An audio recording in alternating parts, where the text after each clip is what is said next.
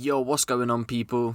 It's your boy Huncho, back at you with a throwback case. Yes, I've decided to make this into a series because on my last throwback case I did ask you guys to let me know in the comment section if you wanted me to make this into a series, and a lot of you did, so I have. Cases season 2 will be back very soon. I just want to work on some other videos I've been working on before releasing that. Also, Boogie B from OFB's throwback case is coming soon, but again, because the case is so big, I'm currently working on it and it will be out at some point next week, but it will more than likely be towards next weekend. So with that being said, let's jump in to the next throwback case. Baby R was a UK drill rapper who repped 8-6 out of Tulse Hill in South London. Baby R would emerge on the music scene around 2010, years before UK drill was around, but I'm pretty sure he was making music before this. Now, although the name 8-6 wasn't around at this time, the majority of the collective who made up the group were making music, but just not under the name 8-6. Years later, UK Drill would emerge, where the group who previously repped TN1 out of Tulse Hill would now form the UK Drill rap group 8-6. And after dropping what's now looked at as legendary music in the scene, along with link-ups with the likes of Reeks MB and 6-7, Baby R, alongside 8-6, would pave the way for what we know UK Drill to be today.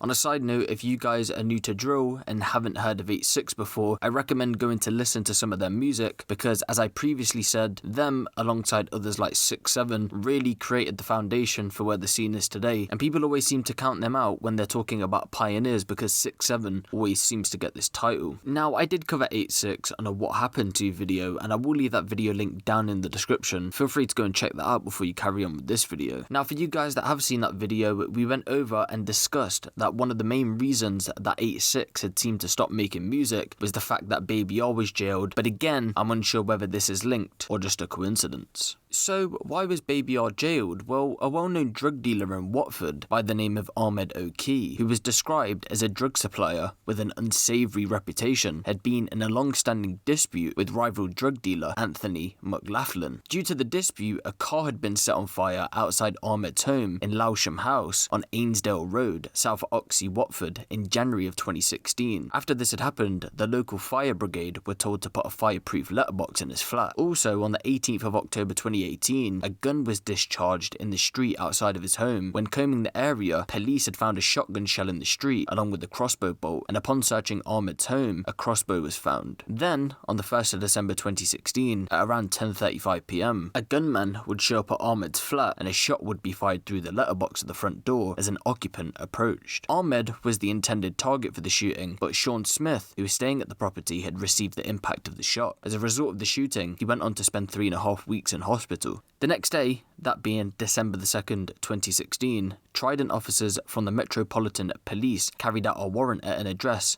in South Norwood, Croydon. They found a shotgun and 7 cartridges in a Ford Fiesta that belonged to Baby R's ex-girlfriend, Kelissa Smith, which was parked nearby. Cannabis with a street value between 1.2 and 1.8k was also found in the car and at the home, plus thousands of pounds in cash was stored inside the property. Baby R was out at the time, but was arrested when officers had spotted him returning. Following analysis of mobile phone data, Christopher Kerr was arrested on June 8th, 2016. Anthony McLaughlin was arrested on June the 11th, 2016, and Leon Ushers was arrested on August the 10th, 2016 by Hertfordshire police officers. A 5th man would also be arrested at some point after this, that being Michael Smith. And it was reported that the shooting was investigated by detectives from Bedfordshire, Cambridgeshire and Hertfordshire Major Crime Unit in partnership with the Met Police Trident and Area Crime Command. So, Anthony McLaughlin, 27, Christopher Kerr, 32, Wayne Holness aka Baby R, 23, Leon Usher, 39, and Michael Smith, 25, were charged for conspiracy to commit murder and conspiracy to cause grievous bodily harm, and they had all denied the charges and were to stand trial at St Albans Crown Court in September of 2017. The sister of Michael Smith and Baby R's ex-girlfriend, Kelissa Smith, was charged with possession of a firearm and assisting an offender, and she had also denied the charges brought against her. In addition to these charges, Baby R, Kerr, and Michael Smith were also charged with possession of a firearm and would go on to deny the charges, and Kelissa Smith and Baby R went on to be charged with possession of a Class B drug with intent to supply, where they had both denied the charges. So, to round up for you guys that got a little bit confused there, Baby R was arrested at some point after the shooting had taken place, and he was charged with conspiracy to commit murder, conspiracy to cause grievous bodily harm, possession of a firearm, and possession of a Class B drug, where he denied all charges brought against him. So after police went on to charge everyone, a trial would take place in September of 2017, and it was heard in court, and as we previously spoken about, that Ahmed was a drug supplier with an unsavoury reputation, and he had been the intended target for the shooting, but instead, the other man, Sean Smith, was hit. Prosecutor David Arenberg QC said the shooting had took place at around 10:35 PM on December the 1st, 2016. He went on to say, the sawn-off shotgun was fired through the letterbox of the front door as the occupant approached. Ahmed Aki was the target, but he was not there. Sean Smith, a friend, was staying there and received the impact of the shot. He had heard 2 knocks at the front door. As he approached, shouting, "I'm coming," he was shot in the right thigh with a sawn-off shotgun that had been poked through the letterbox. Fortunately, the premises had a reinforced letterbox fitted that absorbed much of the impact from the shot. Mr. Smith suffered a very nasty wound to his leg. Had it not been for the reinforced letterbox and the fact that he was standing to the left of the door, he would have been injured extremely seriously or possibly fatally. The prosecution went on to say that Ahmed was concerned in a number of matters that may have led to him being a target for a revenge attack. He then went on to tell the court about the car fire and how the fire brigade were told to put a fireproof letterbox in his flat, and he also went on to briefly describe the shooting that had happened in October of 2016. Mr. Arenberg prosecuting had then told the jury that there had been an agreement between the 5 male defendants to kill Ahmed. He went on to say the shooting came in the aftermath of communication between them that day. There were lots of telephone calls and lots of text exchanged, and it was heard that Kerr had allegedly approached Baby R to assist in the killing as he had access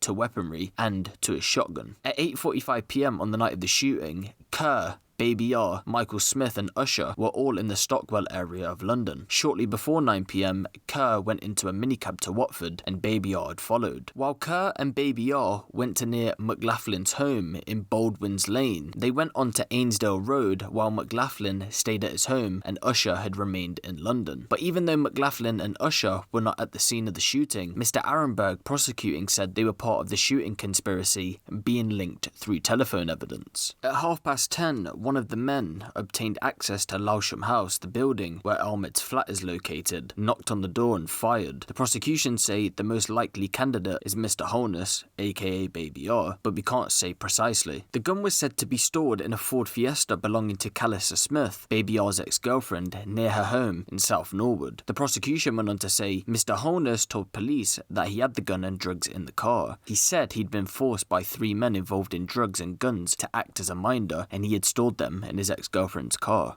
And a forensic scientist would back up the prosecution because after analysing the shotgun, ammunition and the scene of the shooting, he had concluded that it could have caused fatal injury, but this had been avoided by the metal letterbox flap and the fact that the victim had been positioned slightly to the side of where the gun was fired. Also, the shotgun and cartridges that were found in the car were later examined by firearms specialists, and although it wasn't possible to determine whether the gun was used in the shooting, the prosecution asserted that there was an overwhelming probability that it was the gun. So after an 11-week trial at St Albans Crown Court, that being December the 1st, 2017, and after deliberating for 65 hours and 51 minutes, the jury found Anthony McLaughlin, Leon Usher, Christopher Kerr, and Wayne Holness, aka Baby R, guilty of conspiracy to commit murder. Everyone was found unanimously guilty, while Baby R was convicted by a majority of 10-2. Baby R was also found unanimously guilty of possessing a Class B drug with intent to supply. Michael Smith and Calissa Smith were cleared of all charges. The 4 men were then due to be sentenced at the same court on the 7th of December 2017. Then on that day, all 4 men were handed a custodial sentence of 25 years for conspiracy to commit murder. And the possession of a Class B with intent to supply that was given to Baby R was to run concurrent with the 25 years that he had been handed. After the sentences were given, Adrian Foster, Chief Crown Prosecutor for Thames and Chiltern Crown Prosecution Service, said, "This was a carefully planned, deliberate attempt to take a man's life by pointing a sawn-off shotgun through his letterbox and blasting him to death. Fortunately for the unintended victim, the letterbox had been reinforced following an arson attack, a fact unknown to the gunman, and that absorbed much of the impact. The plan to take a man's life had failed, and now the attempts by Anthony McLaughlin, Leon Usher, Christopher Kerr, and Wayne Holness to avoid detection for conspiring to murder have also failed, as they have all been found guilty following an 11-week trial. Hertfordshire Constabulary, building on work already carried out by the Metropolitan Police Service in relation to Holness, including the recovery of a sworn-off shotgun, 7 cartridges, drugs and cash, conducted an extensive and meticulous investigation which led them to these defendants. As a result of this careful and thorough investigation, we were able to prove to the jury by presenting the telephone schedules, calls, text messages and billing, cell site analysis and automatic number plate recognition ANPR evidence, where the defendants were in the hours leading up to the shooting and that they had all jointly agreed to kill. Even though McLaughlin and Usher were not present at the scene of the shooting, they were involved in the conspiracy to murder, so equally guilty. The motive for the attack is believed to be revenge following a long-standing dispute between McLaughlin and the intended victim over drugs and money. And that's the throwback case of Baby R from 8-6. Now, for you guys that want to know, Baby R will be eligible for parole on the 5th of June 2030, so in roughly about 10 years time. Now, it being another 10 years, I can't really predict where the UK drill scene or where the UK music scene is going to go in that time. I'm not too sure if there'll be a buzz surrounding Baby R's name given the amount of time it is until he's released, but there might be, and I'm definitely going to be listening out in 10 years time, again if he does decide to take up music. Yes guys, Boogie B will be next, but let me know down in the comment section below who else you would like to see in this series. I've got a couple of people planned, but again I want to know who you guys want to see. Give the video a little like, and if you want the latest drill, street and music news out of the UK, be sure to hit the subscribe button and the notification bell. It's been your boy Ape Huncho, and I'm out.